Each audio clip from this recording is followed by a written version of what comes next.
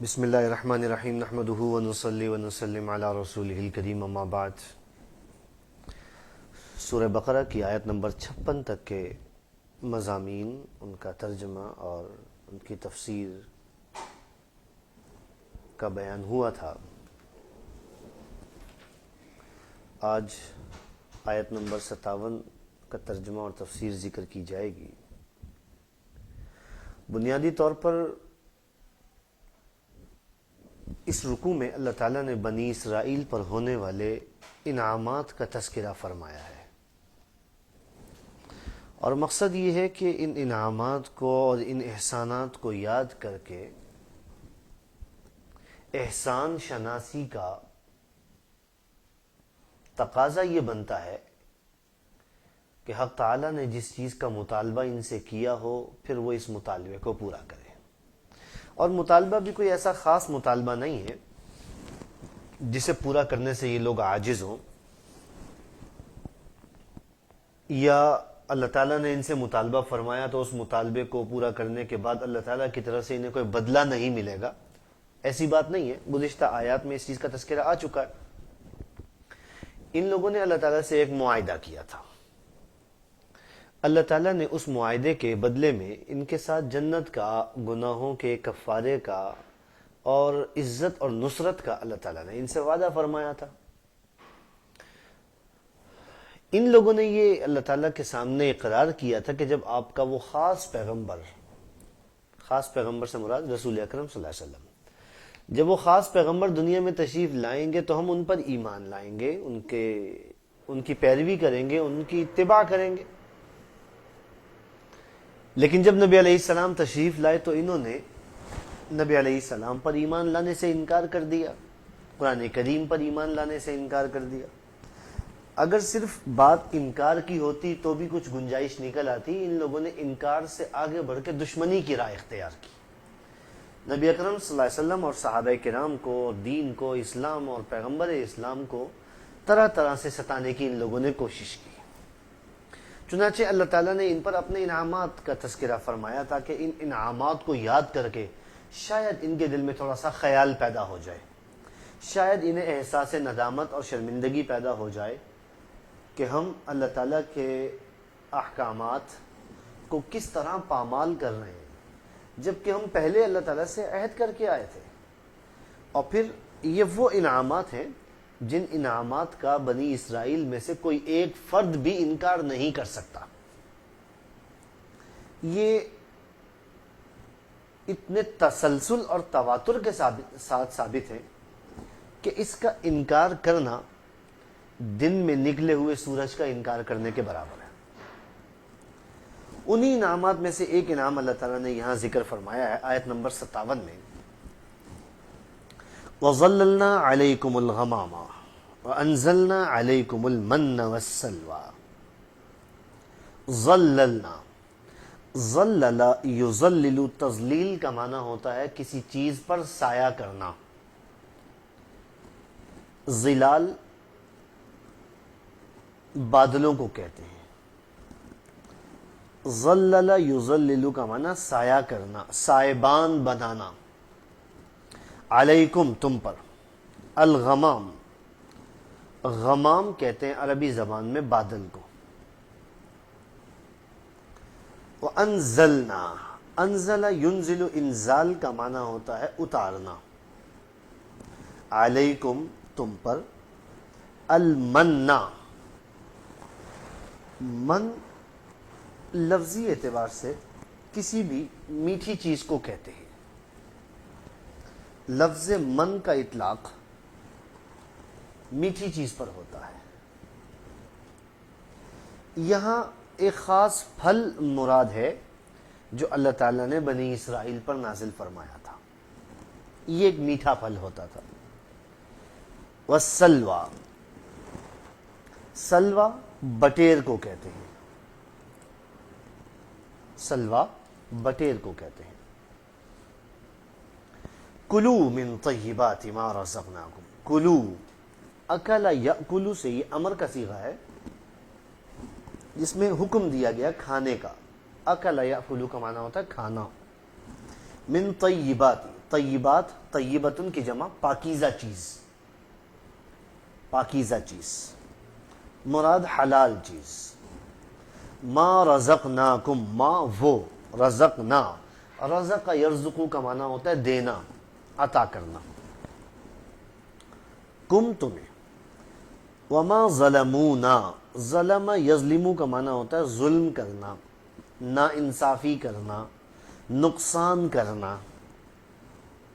ولیکن، لیکن، کانو وہ تھے، انفسہم، انفس جمع نفس کی، مراد ذات.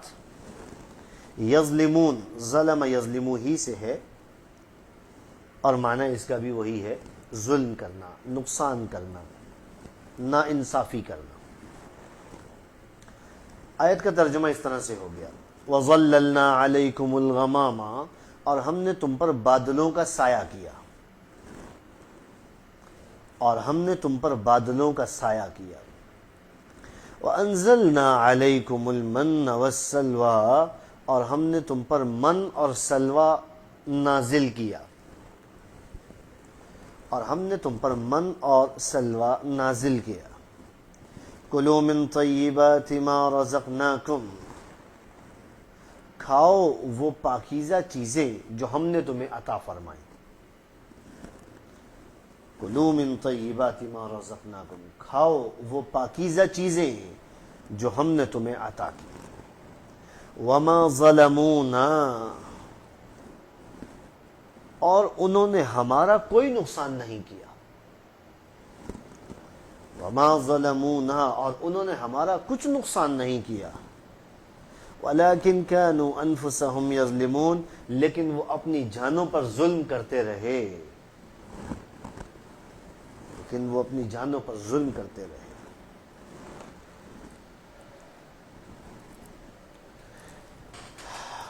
یہ جو اللہ تعالیٰ نے بادلوں کے سائے کا ذکر فرمایا ہے اور من سلوہ کے نازل فرمانے کا تذکرہ آیا ہے اس آیت میں، یہ بات ہے اس وقت کی جب بنی اسرائیل وادی تیہ میں بھٹک رہے تھے. وادی تیہ سے کیا مراد ہے، اس کے لیے ہمیں تھوڑا سا پس منظر کا جائزہ لینا پڑے گا. آپ جانتے ہیں کہ بنی اسرائیل کا اصلی وطن ملک شام ہے. یہ لوگ حضرت یوسف علیہ السلام کے زمانے میں ملک مصر آئے اور یہیں رہ پڑے. ادھر ملک شام جسے یہ چھوڑ کر آئے تھے، وہاں پر ایک قوم کا تسلط ہو گیا، ایک قوم نے قبضہ کر لیا. اس قوم کا نام تھا عمالقہ، عین میم الف لام قاف گول ہا، عمالقہ. ان لوگوں نے ملک شام پر قبضہ کر لیا. فرعون جب غرق ہو گیا اور یہ لوگ مطمئن ہو گئے تو اللہ تعالیٰ کا انہیں حکم ہوا کہ عمالقہ سے جہاد کرو اور جو تمہارا اصلی وطن ہے ملک شام اسے ان کے قبضے سے چھڑا لو. بنی اسرائیل روانہ تو ہو گئے، لیکن جب تحقیق کی کہ یہ لوگ کون ہیں اور ان کی افرادی اور اجتماعی قوت کیسی ہے، تو معلوم یہ ہوا کہ یہ تو بڑے طاقتور اور ڈیل ڈول والے لوگ ہیں اور ان کا مقابلہ کرنا عام آدمی کے بس کی بات ہی نہیں ہے. جب ان لوگوں کو بنی اسرائیل کو یہ بات معلوم ہوئی کہ وہ تو بڑے طاقتور اور قوی لوگ ہیں، مرد میدان لوگ ہیں، یہ ہمت ہار بیٹھے اور انہوں نے حضرت موسیٰ علیہ السلام سے صاف لفظوں میں کہہ دیا کہ جی ہم نہیں جاتے ان سے لڑنے کے لیے. چھٹے بارے میں انشاءاللہ اس کا مفصل تذکرہ آئے گا. ہم ان سے نہیں لڑ سکتے، ہمارے بس میں نہیں ہے ان سے لڑنا. آپ جائیں، آپ کا رب جائے، آپ جا کے لڑیں، ہم یہیں پر بیٹھے ہیں، ہم نہیں جاتے یہاں سے.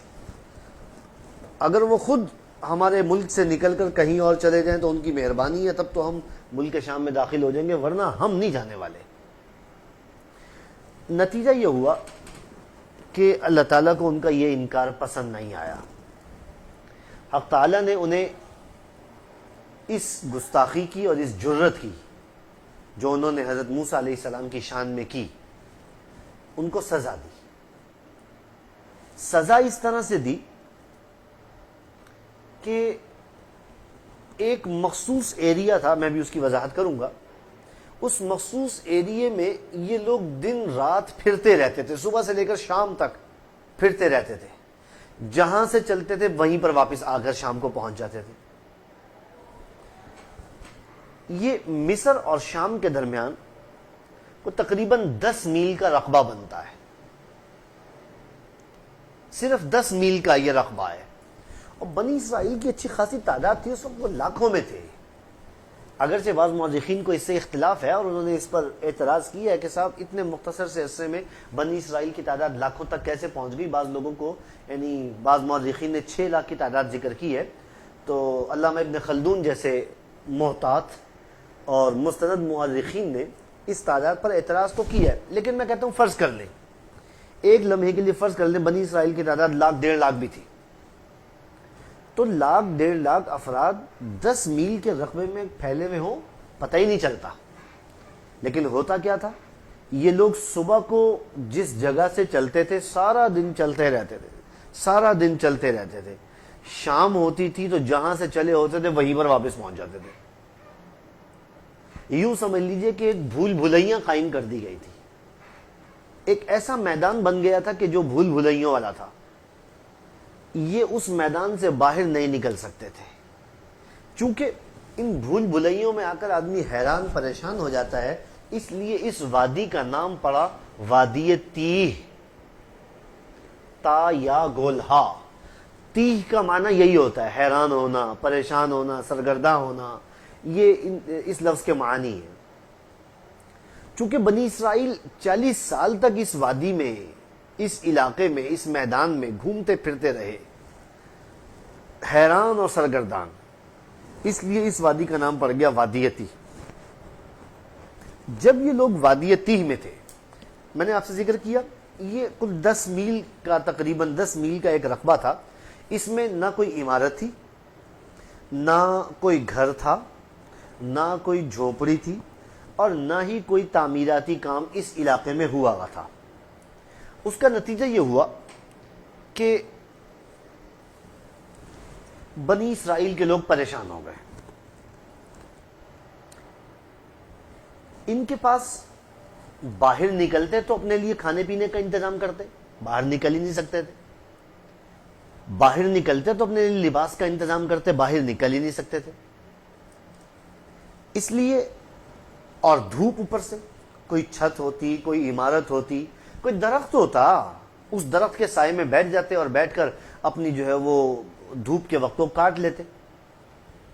لیکن ایسا بھی نہیں تھا، کوئی سائبان، کوئی سایہ دار جگہ، کوئی عمارت، کوئی چھتری ان کے پاس نہیں تھی، جس کی وجہ سے یہ مختلف قسم کی مشکلات کا شکار تھے، اور جانتے تھے کہ یہ مشکلات خود انہی کے اپنے ہاتھوں کی پیدا کردہ ہے۔ چنانچہ حضرت موسیٰ علیہ السلام سے جو ہے وہ بار بار آتے رہے اور دعا کی درخواست کرتے رہے کہ صاحب یہ کیا ہو گیا، ہمارے ساتھ ایسا ہو گیا، ویسا ہو گیا، ہم تو پھنس گئے، ہم تو مصیبت میں مبتلا ہو گئے، ہم تو لٹ گئے، پٹ گئے۔ حضرت موسیٰ علیہ السلام کے پاس آتے، موسیٰ علیہ السلام پھر دعا فرما دیتے، حق تعالیٰ ان کی دعا کو قبول فرما کے ان کے لیے آسانی کا راستہ کھول دیتا۔ یعنی آپ یہ اندازہ لگائیے، یہ کیفیت ایسی تھی کہ جس میں ان پر اللہ تعالیٰ کی طرف سے سزا مسلط تھی۔ اس عین سزا کے دورانیے میں بھی اللہ تعالیٰ نے ان پر اپنے انعامات کی بارش برسائے رکھی۔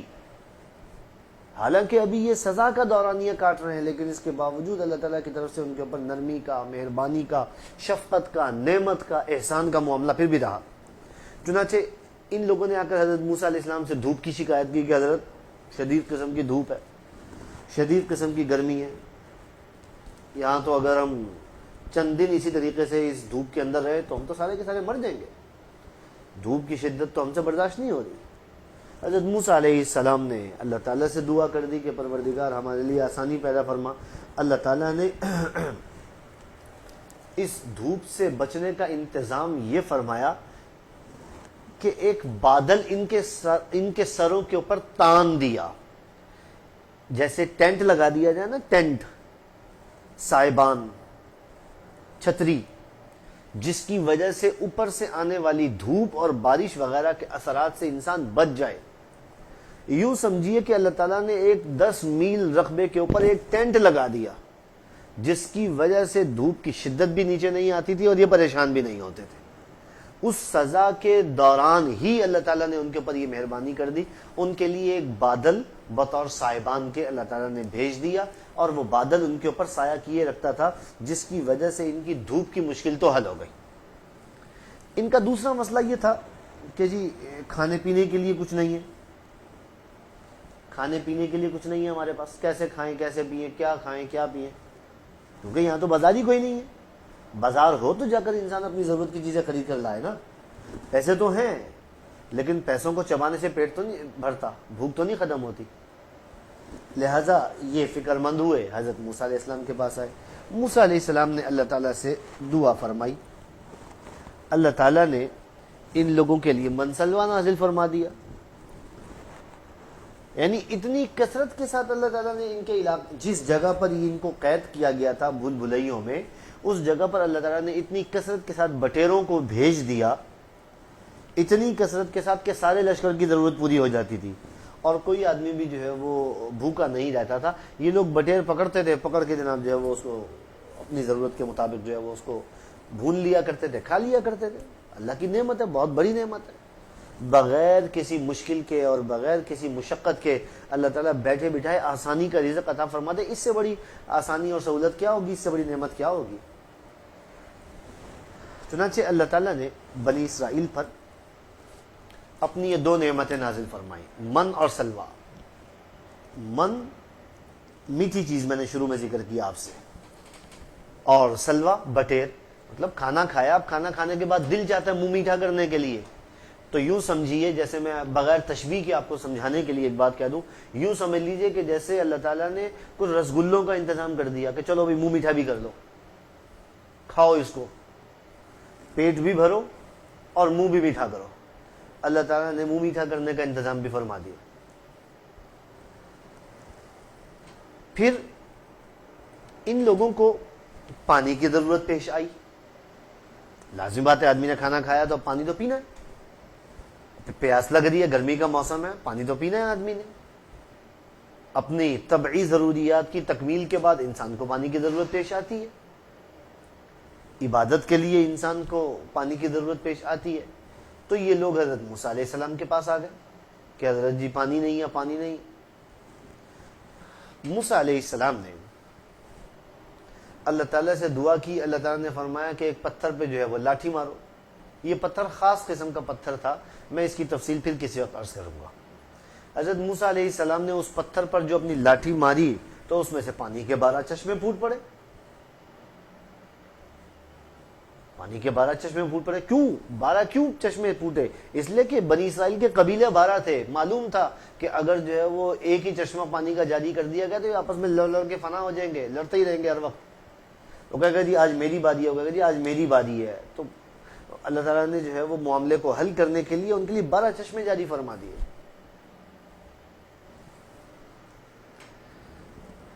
پھر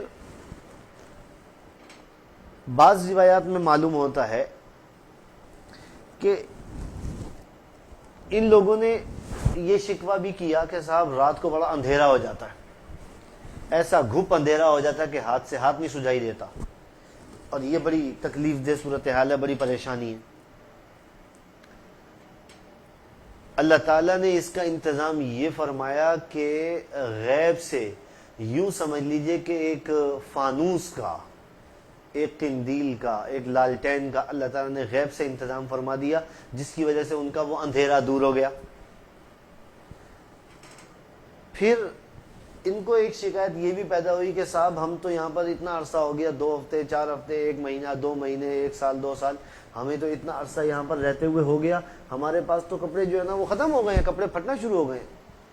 جو پرانے کپڑے تھے وہ پہن کے فارغ کر دیے, اب تو جو جتنے بھی کپڑے دستیاب ہیں وہ سارے جو ہے وہ یعنی کپڑے پھٹ رہے ہیں. جو بچے جوان ہو رہے ہیں ان کے کپڑے سلوانے کے لیے ہمارے پاس کوئی مناسب اسباب ہی نہیں ہے. لازمی بات ہے, بچہ جو قد بڑھاتا ہے تو اس کے حساب سے اس کے کپڑے بھی جو ہے نا وہ نئے بنوانے پڑتے. تو کہ جی بچے بڑے ہو رہے ہیں, ان کے پاس کپڑے سلوانے کے لیے نہیں ہے, جو پھٹ گئے ہیں ان کو جو ہے وہ رفو کروانے کا کوئی جو ہے وہ ذریعہ ہمارے پاس موجود نہیں ہے. تو ہم چاہتے ہیں کہ جو ہے وہ اس سلسلے میں بھی ہمارے ساتھ جو ہے وہ نرمی کا اور بہتری کا معاملہ کیا جائے. چنانچہ اللہ تعالیٰ نے اس کا انتظام یہ فرمایا کہ معجزانہ طور پر بنی اسرائیل کے جسم پر جو لباس ہوتے تھے ان کے متعلق اللہ نے یہ فیصلہ فرما دیا نہ یہ میلے ہوں گے نہ یہ پھٹیں گے. اور بچوں کے بدن پر جو کپڑے ہیں وہ ان کے جسم کی یعنی بڑھنے کے ساتھ ساتھ ان کے کپڑے بھی خود بخود بڑھتے جائیں گے. آج 2 سال کا، پھر 2.5 سال کا، پھر جو ہے وہ 3 سال کا. تو 2 سال کے بچے کے لیے جتنے کپڑوں کی ضرورت ہوتی ہے وہ اس کے لیے. پھر جب وہ 2.5 سال کا ہو جائے، جب وہ 3 سال کا ہو جائے، جب وہ 5 سال کا، جب وہ 8 سال کا ہو جائے، تو پھر اس وقت اس کا جتنا قد ہوگا یہ کپڑے خود بخود بڑھتے بڑھتے اس کے قد کے برابر پہنچ جائیں گے اور اس میں کسی قسم کی کوئی گندگی اور بدبو بھی جو ہے نا وہ نہیں ہوگی. یہ اللہ تعالیٰ کی طرف سے ان بنی اسرائیل کے اوپر مختلف انعامات کیے گئے اس وادی میں بھی جسے ان کی سزا کے لیے متعین کیا گیا تھا. اسی چیز کا اللہ تعالیٰ نے اس آیت میں تذکرہ فرمایا وَظَلَّلْنَا عَلَيْكُمُ الْغَمَامَ وَأَنزَلْنَا عَلَيْكُمُ الْمَنَّ وَالسَّلْوَىٰ كُلُوا مِن طَيِّبَاتِ مَا رَزَقْنَاكُمْ وَمَا ظَلَمُونَا وَلَكِنْ كَانُوا أَنفُسَهُمْ يَظْلِمُونَ. اچھا یہ لوگ بٹیر کھاتے رہے اور من سے اپنا منہ میٹھا کرتے رہے، سب کچھ ہو گیا. آگے جو آنے والی آیات ہے ان میں ترتیب میں واقعاتی اعتبار سے کچھ فرق ہے. قرآن کریم کی ترتیب تو اسی طرح ہے جیسی ہمارے سامنے موجود ہے اور جیسے اللہ تعالیٰ نے اسے نازل فرمایا، لیکن اس کے ساتھ ساتھ جو ہم واقعات کی روشنی میں ایک خاکہ مرتب کر رہے ہوتے ہیں تو اس میں تھوڑی سی تقدیم تاخیر بعض اوقات ہو جاتی ہے. یہاں ان آیات میں بھی جو اللہ تعالیٰ نے نازل فرمائی ہے کچھ تقدیم تاخیر ہوئی ہے مضمون کے اعتبار سے، یعنی بعد والا مضمون پہلے آ گیا اور پہلے والا مضمون اس کو بعد میں آنا چاہیے تھا. یقیناً اس میں کوئی نہ کوئی حکمت لازماً ہوگی، ہمارا دماغ اس حکمت تک پہنچے یا نہ پہنچے. اب میں آپ سے عرض کرتا ہوں، جب ان یہودیوں نے، ان بنی اسرائیل نے یہ مطالبہ کیا کہ صاحب ہمارے لیے دھوپ سے بچنے کا انتظام ہونا چاہیے، کھانے پینے کا انتظام ہونا چاہیے، تو اللہ تعالیٰ نے یہ سارے انتظامات کروا دیے باوجود اس کے کہ وہ سزا کی حالت میں تھے. یہ سارے انتظامات اللہ تعالیٰ نے کروا دیے. اب اس کے بعد جو ہوا اس کا تذکرہ اسی سورہ بقرہ کی اگلی آیت یعنی آیت نمبر 60 میں اور آیت نمبر 61 میں آ رہا ہے. آیت نمبر 60 اور آیت نمبر 61 میں وہ اس طرح سے آپ نے بھی پڑھا کہ بنی اسرائیل نے پانی کا سوال کیا کہ جی پانی پینے کے لیے نہیں ہے، جی پانی چاہیے. اس کا ذکر آ رہا ہے آیت نمبر 60 میں وَإِذِ اسْتَسْقَىٰ مُوسَىٰ لِقَوْمِهِ فَقُلْنَا اضْرِب بِّعَصَاكَ الْحَجَرَ. اس وقت کو یاد کیجئے جب موسیٰ نے اپنی قوم کے لیے پانی مانگا تو ہم نے کہا کہ اپنی لاٹھی جو ہے وہ پتھر کے اوپر مارو فانفجرت منه 12 عینا، اس میں سے 12 چشمے پھوٹ پڑے. اس پانی پینے کا جو مطالبہ تھا اس کا تذکرہ آ گیا یہاں پر. کھانے کے لیے جس چیز کا ذکر آنا تھا وہ آ گیا وَأَنزَلْنَا عَلَيْكُمُ الْمَنَّ وَالسَّلْوَىٰ، ہم نے تم پر من سلوہ نازل کیا.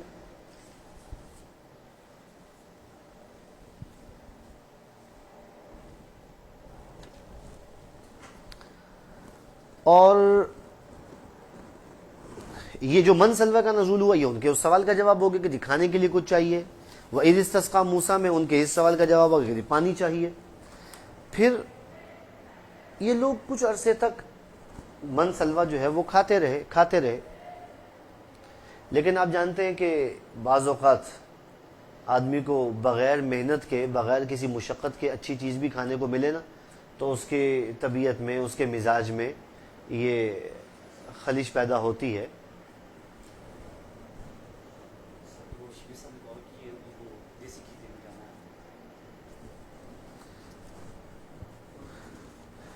انسان کو طبعی طور پر یہ دل میں خیال پیدا ہوتا ہے اچھا یار ایک ہی چیز کھا کھا کے طبیعت اکتا گئی ہے، حالانکہ بغیر کسی مشقت کے، بغیر کسی محنت کے طبیعت اکتا گئی ہے. اس لیے ان لوگوں نے کہا کہ جی ہمیں جناب کسی یعنی یہ بٹیرے کھا کھا کے اور یہ من کھا کھا کے تو ہمارا جو ہے نا وہ دل اکتا گیا ہے، اب ہم سے صبر نہیں ہو رہا، اب ہم سے برداشت نہیں ہو رہی، اب ہم جو ہے نا وہ یہ ایک ہی کھانے کے اوپر ہر وقت ایک ہی کھانا کھاتے رہے، صبح بھی دوپہر بھی شام بھی روزانہ، دن میں صبح میں شام میں سردی میں گرمی میں ہر وقت یہی کھانا ہے ہمارے پاس، اور کھانے کے لیے کوئی چیز ہی نہیں ہے، ہم سے جو ہے نا وہ اب صبر نہیں ہو رہا، اب ہمیں جو ہے نا وہ دال چاہیے، اب ہمیں دالیں چاہیے، اب ہمیں سبزیاں چاہیے، وہ پیاز ہو، لہسن ہو، ادرک ہو، مسور کی دال ہو، مونگ کی دال ہو، چنے کی دال ہو، یہ چیزیں ہمیں چاہیے۔ اس کا تذکرہ آ رہا آیت نمبر 61 کے اندر۔ جب ان لوگوں نے یہ مطالبہ کیا تو پھر اللہ تعالیٰ کی طرف سے کیا جواب آیا، اس کا تذکرہ آیا آیت نمبر 58 میں۔ وَإِذْ قُلْنَا ادْخُلُوا هَٰذِهِ الْقَرْيَةَ فَكُلُوا مِنْهَا حَيْثُ شِئْتُمْ رَغَدًا، یہ اس کا تذکرہ آیا آیت نمبر 58 میں کہ جب ان لوگوں نے یعنی یہ مطالبہ کیا کہ جی ہمیں بدل بدل کے کھانے کو چیزیں ملنی چاہیے اور ہمارے منہ کا ذائقہ تبدیل ہونا چاہیے، تو پھر اللہ تعالیٰ کی طرف سے ان سے یہ کہا گیا کہ تم فلاں شہر میں چلے جاؤ، اور اس شہر میں جانے کے لیے اللہ تعالیٰ نے ان سے ایک چھوٹا سا مطالبہ کیا، چھوٹا سا تقاضا کیا جسے پورا کرنا ان کے لیے مشکل نہیں تھا، لیکن یہ اس قدر سزا کے باوجود، اس قدر سزا کے باوجود اور اس قدر آزمائشوں کے باوجود ان کے مزاج میں کوئی تبدیلی پیدا نہیں ہوئی۔ یہ جب اس شہر میں داخل ہوئے، اللہ تعالیٰ نے فرمایا تھا کہ تم ایک لفظ کہتے ہوئے داخل ہونا شہر میں، یوں کہنا حطتن حطتن حطتن، اے اللہ ہمیں معاف فرما دے، اے اللہ ہمیں معاف فرما دے، اے اللہ ہمیں معاف فرما دے۔ اللہ تعالیٰ سے یہ کہنا، تم اس شہر میں یہ کہتے ہوئے داخل ہوگے ہم تمہارے گزشتہ سارے گناہ معاف کر دیں گے، جتنی تم نے گستاخیاں کی ہیں سب ہم تم کو معاف کر دیں گے۔ لیکن یہ ان لوگوں کو چونکہ ایک ایسی نفسیاتی کیفیت کا سامنا تھا کہ جس میں بظاہر یوں معلوم ہوتا ہے یہ بیچارے اپنی عادت سے مجبور ہو گئے تھے ہر چیز میں کوئی ایسا نقطہ تلاش کرنا جس سے اس حکم کا مذاق اڑایا جاتا ہو، اس میں مذاق اڑانے کا پہلو پایا جاتا ہو۔ یہ لوگ اس مذاق اڑانے کے پہلو کو اختیار کرنے لگے۔ اللہ تعالیٰ نے فرمایا یوں کہنا حطتن، یہ آگے سے کہنے لگے حنتتن حنتتن۔ حنتتن کا معنی ہوتا ہے گندم، حطتن کا معنی ہوتا ہے گناہوں کی معافی کی دعا کہ اللہ ہمارے گناہوں کو معاف فرما دے۔ انہوں نے آگے سے کیا کرنا شروع کر دیا، حنتتن حنتتن، کہ جی ہمیں تو گندم چاہیے گندم چاہیے۔ اب لفظ حطتن اور حنتتن آپس میں ایک دوسرے کے قریب قریب ہے، صرف لفظ نون کا اضافہ ہے، نون اس میں حطتن میں موجود نہیں ہے اور حنتتن میں نون موجود ہے، اس اضافے کی وجہ سے اس کے معنی میں تبدیلی پیدا ہو گئی۔ چنانچہ جب ان لوگوں نے اس فرمان کو تبدیل کیا جس کا اللہ تعالیٰ کی طرف سے ان کو حکم دیا گیا تھا، اس پر بھی پھر پکڑ آئی، اللہ کی طرف سے پکڑ آئی، اور پکڑ ایسی آئی کہ اللہ تعالیٰ نے ان کو طاعون کی بیماری میں مبتلا کر دیا۔ طاعون ایک وبائی بیماری ہے، جس کو لگ جاتی ہے اس کو باقی نہیں چھوڑتی، طاعون کی بیماری میں مبتلا ہو گئے۔ بعض مورخین نے لکھا ہے کہ جب ان لوگوں کو طاعون کی اس بیماری میں اس موقع پر مبتلا کیا گیا، اس بیماری میں مبتلا ہو کر بنی اسرائیل کے 70,000 آدمی مارے گئے، 70,000 آدمی مارے گئے۔ یہ سزا تھی اس بات کی کہ اللہ تعالیٰ کے حکم کا انہوں نے مذاق اڑایا، ان لوگوں نے اللہ تعالیٰ کے حکم کا مذاق اڑایا۔ چنانچہ اللہ تعالیٰ کی طرف سے انہیں سزا دی گئی، اور سزا فوراً آئی۔ اس سزا کے نتیجے میں ان کے بہت سارے افراد جو ہے وہ تباہ و برباد ہو گئے، مرمرا گئے۔ ان آیات کو میں نے آپ کے سامنے ایک خاص ترتیب کے ساتھ ذکر اس لیے کر دیا تاکہ آپ کی سمجھ میں بات آ جائے۔ بعض آیات کا مضمون پہلے آ گیا ہے، الفاظ پہلے آ گئے ہیں، اور بعض آیات یعنی اس کا جو صورتحال تھی اس کا تذکرہ آگے آ رہا ہے۔ جن کا تذکرہ آگے آ رہا ہے اصل واقعے میں وہ پہلے ہیں، اور جن کا تذکرہ پہلے آ رہا ہے اصل واقعے میں وہ بعد میں ہے۔ اس کی وجہ یہ ہے آپ کے ذہن میں سوال پیدا ہو سکتا ہے کہ جب اللہ تعالیٰ نے بیان فرمانا ہی تھا تو پھر ایک تسلسل کے ساتھ، ایک ترتیب کے ساتھ بیان فرما دیتا کہ جی پہلے ہم نے بنی اسرائیل کے اوپر منسلوا نازل کیا، اس کے بعد انہوں نے مطالبہ کیا وَإِذْ قُلْتُمْ يَا مُوسَىٰ لَن نَّصْبِرَ عَلَىٰ طَعَامٍ وَاحِدٍ، آیت نمبر 61 پہلے آ جاتی، پھر آیت نمبر 60 آ جاتی، پھر آیت نمبر یہ آ جاتی، پھر آیت نمبر یہ آ جاتی۔ یہ حق تعالیٰ کی ایک خاص ترتیب ہے۔ اس کا منشا اور مقصد صرف اتنا ہے کہ قرآن کریم واقعات اور افسانوں کی کوئی کتاب نہیں ہے، یہ نصیحت اور عبرت حاصل کرنے کے لیے اللہ تعالیٰ کا ایک خاص معجزانہ کلام ہے۔ اللہ تعالیٰ نے اسے اپنی ایک خاص حکمت کے ساتھ مرتب فرمایا ہے۔ اس کی ترتیب بھی وہی ہے جو اللہ تعالیٰ نے بیان فرمائی ہے۔ یہ آیات کی ترتیب میں پہلے اس آیت کو رکھنا، بعد میں دوسری آیت کو رکھنا، پھر تیسری آیت کو رکھنا، یہ ترتیب حق تعالیٰ نے خود قائم فرمائی ہے۔ نبی علیہ السلام کو بذریعہ وحی جبریل امین بتا دیا کرتے تھے کہ یہ آیت فلاں سورت کی فلاں آیت سے پہلے اور فلاں آیت کے بعد رکھ لیجئے، یہ سورت فلاں سورت سے پہلے اور فلاں سورت کے بعد رکھ لیجئے۔ یہ ساری ترتیب آسمان سے نازل کی گئی ہے، حق تعالیٰ نے خود نازل فرمائی ہے۔ اس لیے حق تعالیٰ کی اس ترتیب پر ہم اتنا کہہ سکتے ہیں کہ اللہ تعالیٰ نے اس ترتیب کو اس لیے قائم فرمایا تاکہ یہ افسانوں، واقعات اور داستانوں کی کتاب نہ سمجھی جائے، یہ نصیحت حاصل کرنے کی کتاب ہے، اور اس کے ایک ایک لفظ میں اور ایک ایک جملے میں اس میں نصیحت ہے اور عبرت ہے۔ اللہ تعالیٰ نے فرمایا اگلی آیت میں وَإِذْ قُلْنَا ادْخُلُوا هَٰذِهِ الْقَرْيَةَ، اور اس وقت کو یاد کیجئے جب ہم نے کہا، قلنا ہم نے کہا، قال یقولو کا معنی کہنا، ادخلو دخل یدخلو سے معنی داخل ہونا، حاضی یہ، حاضی ہی یہ اس میں اشارہ ہے قریب کے لیے، واحد مؤنث کے لیے، القریۃ، القریہ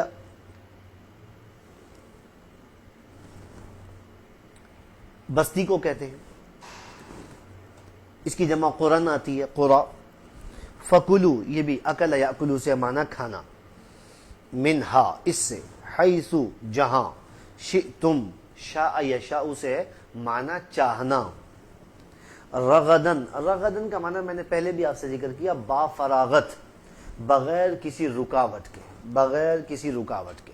وادخلو دخل یدخلو سے داخل ہونا، الباب دروازہ، سجدن، سجدن ای حال کونہ سجدن، سجدہ کرنے کی حالت میں، سجدن سجدہ کرنے کی حالت میں۔ وقولو قال یقولو سے معنی کہنا، حطۃ میں نے ابھی معنی ذکر کر دیا، اے اللہ معاف فرما دے، نغفر لکم، غفر یغفر کا معنی ہوتا ہے معاف کر دینا، خطایاکم، خطایا خطیۃ کی جمع ہے، معنی لغزش، گناہ، وسنزید، نزید زیادہ یزید سے ہے معنی اضافہ کرنا، المحسنین احسان کرنے والے، محسن کی جمع نیکی کرنے والے۔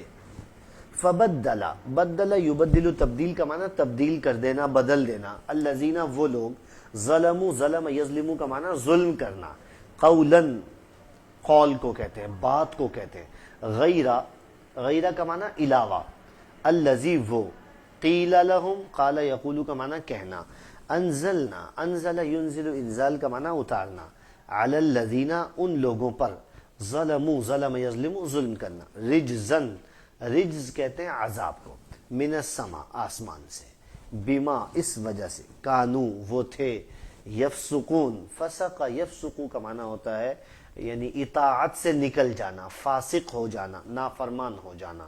ان دونوں آیتوں کا ترجمہ اس طرح سے ہو گیا، وَإِذْ قُلْنَا ادْخُلُوا هَٰذِهِ الْقَرْيَةَ، اور اس وقت کو یاد کیجئے جب ہم نے کہا کہ اس بستی میں داخل ہو جاؤ، اور اس وقت کو یاد کیجئے جب ہم نے کہا کہ اس بستی میں داخل ہو جاؤ، فَكُلُوا مِنْهَا حَيْثُ شِئْتُمْ رَغَدًا، پھر اس میں سے کھاؤ جہاں سے چاہو، با فراغت، پھر اس میں سے کھاؤ جہاں سے چاہو، با فراغت، مطلب کوئی روک ٹوک نہیں ہے۔ وَادْخُلُوا الْبَابَ سُجَّدًا، اور دروازے سے سجدہ کرتے ہوئے داخل ہو جاؤ، اور دروازے سے سجدہ کرتے ہوئے داخل ہو جاؤ۔ وَقُولُوا، دروازے سے مراد شہر کا دروازہ، وَقُولُوا حِطَّةٌ، اور کہو کہ اے اللہ معاف فرما دے، اور کہو کہ اے اللہ معاف فرما دے، نغفر لکم خطایاکم، ہم تمہارے گناہوں کو معاف فرما دیں گے، ہم تمہارے گناہوں کو معاف فرما دیں گے، وَسَنَزِيدُ الْمُحْسِنِينَ، اور ہم نیکی کرنے والوں کو زیادہ دیں گے۔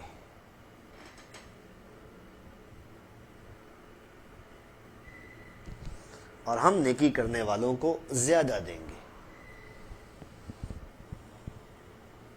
فبدل الذين ظلموا منهم فبدل الذين ظلموا قولا غیر الذي قیل لهم، تو ظالموں نے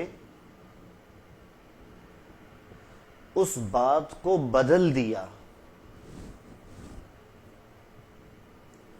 علاوہ اس بات کے جو ان سے کہی گئی تھی، تو ظالموں نے اس بات کو بدل دیا علاوہ اس بات کے جو ان سے کہی گئی تھی۔ فَأَنزَلْنَا عَلَى الَّذِينَ ظَلَمُوا رِجْزًا مِّنَ السَّمَاءِ، سو ہم نے ظالموں پر آسمان سے عذاب اتارا، سو ہم نے ظالموں پر آسمان سے عذاب اتارا، بِمَا كَانُوا يَفْسُقُونَ، اس وجہ سے کہ وہ نافرمانی کرتے تھے، اس وجہ سے کہ وہ نافرمانی کرتے تھے۔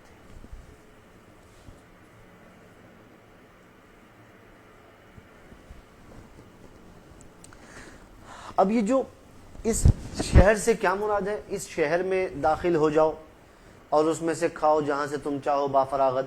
مفسرین کی دو رائے ہیں۔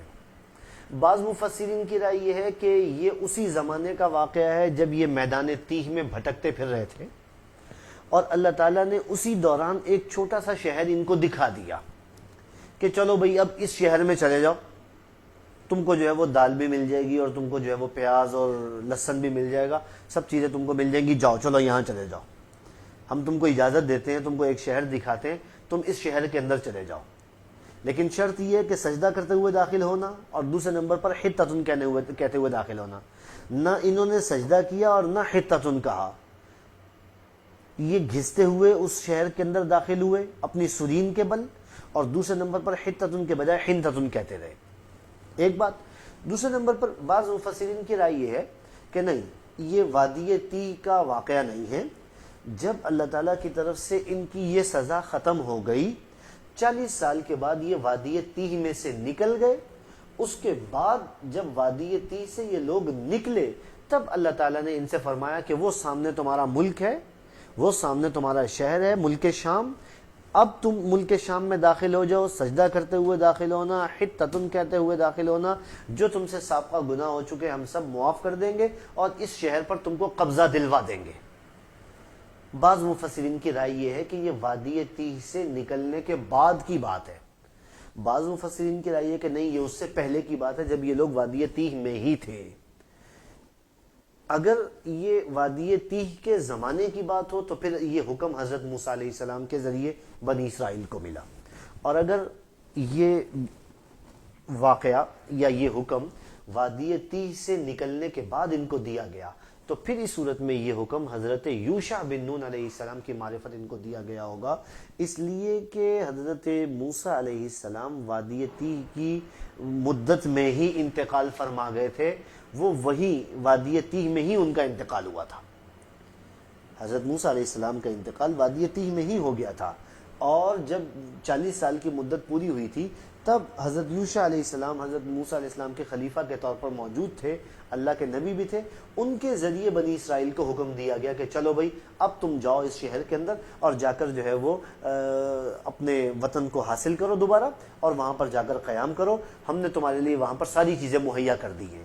دونوں رائے مفسرین کی موجود ہے، بعض مفسرین کی رائے ہے کہ یہ وادی تیہ کے زمانے کا واقعہ ہے، اور بعض مفسرین کی رائے ہے کہ نہیں، یہ بعد کا واقعہ ہے۔